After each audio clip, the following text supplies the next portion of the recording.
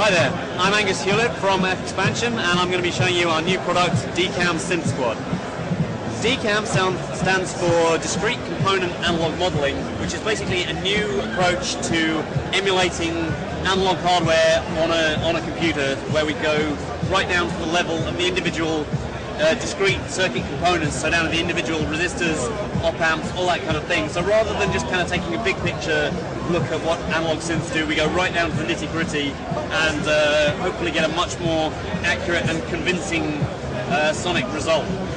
So there are 4 instruments in the DCAM Synth Squad collection, 3 of which are the synthesizers themselves, Strobe, Amber and Cypher. I'll go into a bit more detail on each one in just a moment. And completing the package is Fuser, which is a kind of performance instrument. It's a host, it's a semi-modular environment. It gives you effects, it's multi-timbral, it gives you layers and splits and all that kind of performance, nice stuff, and 8 macro controls as well. So let's take a look at Strobe, which is the first synth of the 3. Strobe is a single oscillator, single filter synth, inspired by things like the SH101, inspired by the Minimoog, the Pro 1, the SH09. It's not a direct emulation of any specific vintage design. What we did was we looked at lots of these designs and kind of tried to figure out what would make the best, most musical, most usable, user-friendly, and at the same time flexible instrument that we could come up with. So if we take a look at the oscillator section quickly, although there's a single oscillator, it's got oscillator sync, which normally you'd only find in a dual oscillator synth.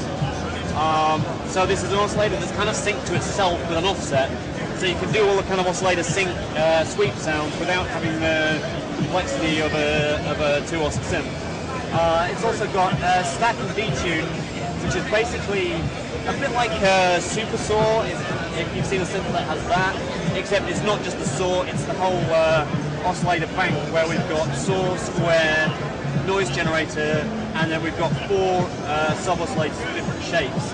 So you can stack and detune the oscillators and kind of get 2, 3, 4, or even 5 oscillators for the price of 1. Onto the filter section. So this is a very thorough circuit model of an analog synth filter. It's got loads of different response curves, not just the 2 and 4 low pass or the low pass and high pass that you get on a lot of synths.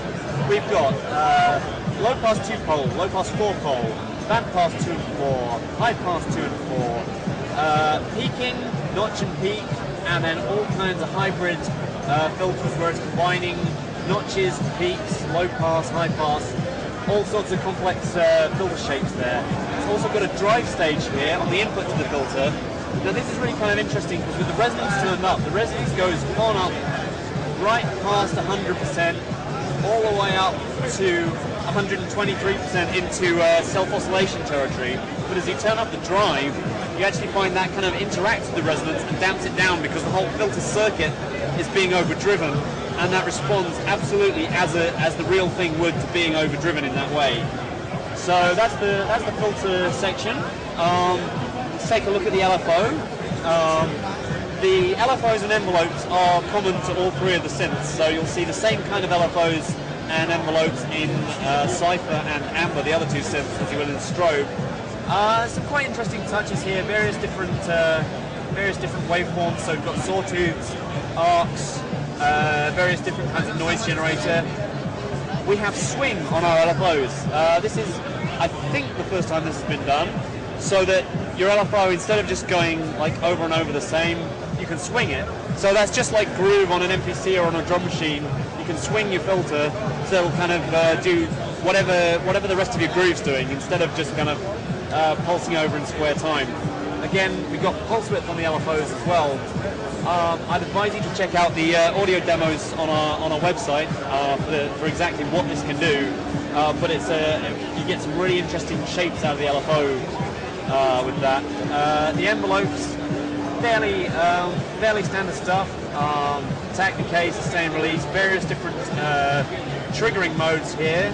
as well as looping and BPM sync, so you can sync your envelope times to the BPM of your song, and then your envelope attack and release times will change as your song tempo changes, if that's what you want. Before we move on to the other two synths, I'm going to quickly show you the transmod system, which is it's kind of our answer to the mod matrix, but we think it's a lot more user-friendly, and it's a really quick way of getting an awful lot of movement and kind of dynamic playability into a sound. So if we look at the 8 pads at the top of the synth here, let's start with this first one, which says at the moment velocity. Now these are all assignable, so you can assign any source you want here. You've got all these different mod sources, loads of things to choose from.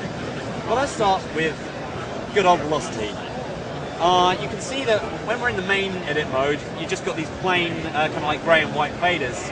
When we start to edit this modulation slot, you can see all this blue stuff, and this is basically a way of setting modulation depth. So you can see we've already got some velocity modulation on filter cutoff.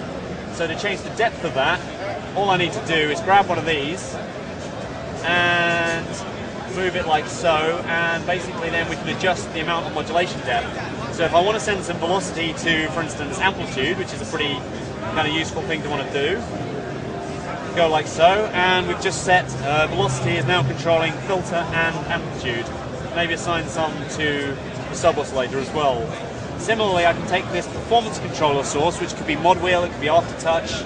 Let's take that, and we're going to assign it to pulse width, we can assign it to sync depth, and again to filter cutoff. So you can have more than one of these controlling any of the controls within the interface here. Excuse me.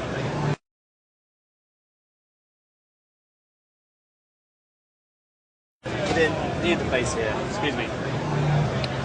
The other really nice thing with this is, for instance, if we go back to the main view, if I roll over filter cutoff, it immediately tells me that's what's modulating your filter cutoff. Similarly, if I roll over one of these, you can see straight away that's what velocity is modulating. So you can kind of see both sides of the picture, what is modulating and what is being modulated, which makes that kind of synth programming, we hope, a whole lot easier and more accessible than kind of mucking about in some obscure mod matrix. So that's a quick look at strobe. The second synth in the pack is Amber. Now Amber is based on vintage string machines from the 70s, so this is based on things like the Omni, the Selena, the Paraphonic 505. They use a completely different kind of circuit to the more kind of conventional analog synth. So the things like Moogs and SH101s use the VCO oscillator. This uses an oscillator that's called the top octave divide, or the divide down oscillator, or sometimes the paraphonic oscillator, just different names for the same thing, and it's a completely different circuit to the VCO, and it has a very different sonic character to it, which is why things like the Omni and the Selena sound so distinctive. As on those classic string machines, we've got a synth section and an ensemble section. The synth section has got a VCF multi-mode filter, a bit like the one in Strobe. The ensemble section has a formant filter, so that you can do kind of like vowel formants. You can emulate the resonance of kind of instrument bodies, so you can have like the synth oscillator going through like kind of like a violin body resonance or a cello body resonance, which is a trick they used on these old string machines to try and get them to sound like an orchestral instrument. They didn't actually get all that close in some ways, but it's still it's a unique and characterful and musical thing. So it was it was something we were very keen to include. What we've done with this that they didn't do is we've made it editable and also modulatable. So with the same mod system, we can, for instance, take the LFO and use that to modulate all the parameters on the formant filter in real time. So it's kind of so the shape of the formant filter response is now shifting around in response to the LFO. Finally, we've got the chorus section. We've actually modeled 3 different vintage chorus circuits here. We've got the 1975, which is based on the Omni and Selena chorus circuit. We've got the 1981 here. 1981 is based on the Korg Poly 6, and finally the 1984, which is based on the Juno. So they're three different circuits, all accurately emulated with, with all the circuit components, as they should be. So that's Amber. It's great for strings. It's great for pad sounds.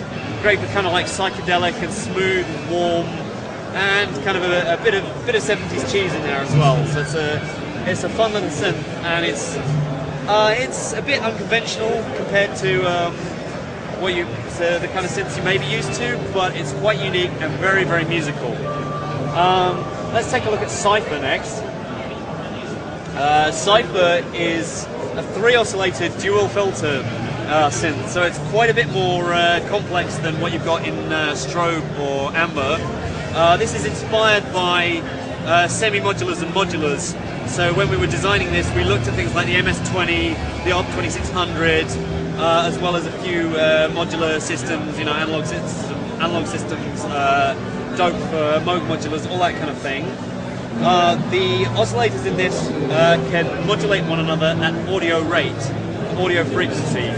Now that's very important, because a lot of digital synths that are trying to be analog, when they modulate between the oscillators at audio rate, basically the equations they're using fall apart. The numbers just fall to bits as you push the modulation frequencies up into audio rate. This doesn't, because we spent a long time getting the maths absolutely right for this. So as I say, we've got 3 oscillators. It does analog FM, which is quite a different sound to digital FM. It's not the kind of sterile DX sound. It's still got that kind of harmonic brightness, but it's a much richer, warmer. It's got all the movement of analog VCOs. It's also got audio rate pulse width modulation and audio rate modulation of the filter frequencies. So we've got this FM on the filters here.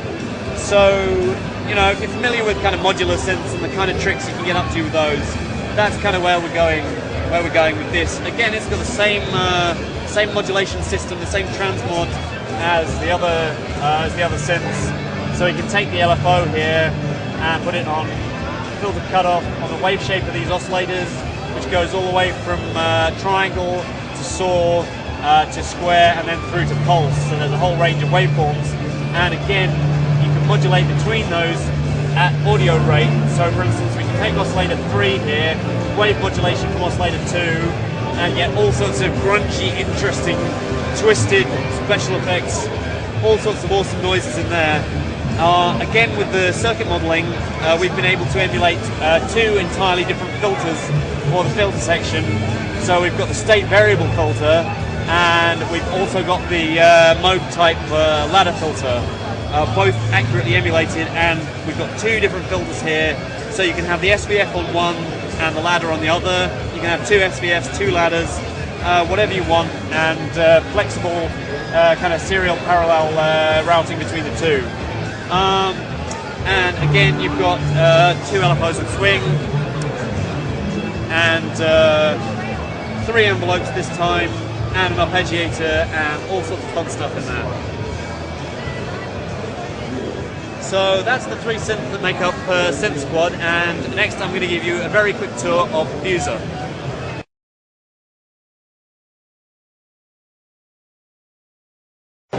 Fuser lets you layer up 3 of the synths together, lets you add effects. It has a very powerful step sequencer arpeggiator. Let's go and take a look at it.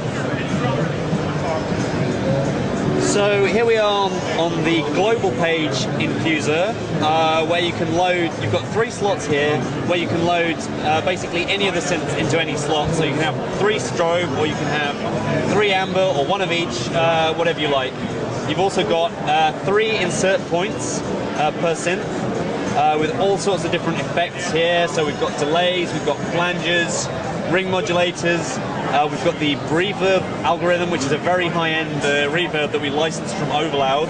We've got the DCAM circuit-modeled bus compressor and channel compressor from BFD2, which is a very, very high-quality compressor. So that's the global page. You can see here we've got the three synths loaded in. We've got a key zone editor, so you can set up layers, splits, velocity crossfades, all that kind of thing. We've got macro controls up here, which are assignable within the synths or to anything in Fuser, and which also work via the modulation system. We can collapse things down. If you don't want to take up a whole lot of space, you can just do things that way. Okay, when running in Fuser, we've got 4 additional modulation sources. You can use these in any of the synths, so that's 4 extra LFOs, 4 envelope followers. The LFOs also have the same mod system as the synths. So for instance, I can take LFO 1 and modulate the speed of LFO 2 and get all sorts of complex waveforms going on there.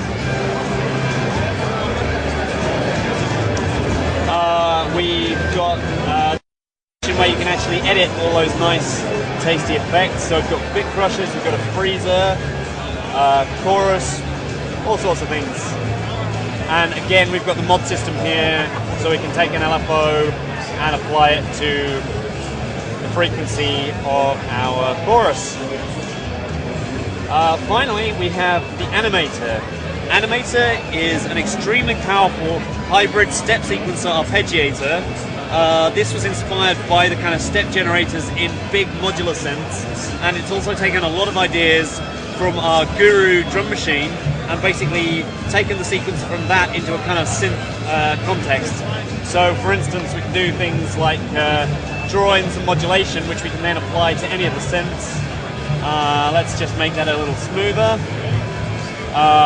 There's all kinds of funky key modifiers, so we can set up, do grouped edits, we can do set up nice ramps, like so. We can quantize these things a bit and set up all kinds of shapes. It's got swing templates, so if you're familiar with Guru and its fantastic swing templates, it's got all of that. It's got a very powerful arpeggiator, and you can use it as a note sequencer or a modulation sequencer. So that pretty much wraps up Fuser. So in closing, that's the DCAM Synth Squad from Fxpansion, available Q2 2009, price to be announced. Keep an eye on our website for news. So, sorry? Website, oh sorry, www.fxpansion.com and www.synthsquad.com. There's video on there, there's audio demos, there's more information. There's video on there, there's audio demos, and there's much more information on all 3 of the synths and the Fuser.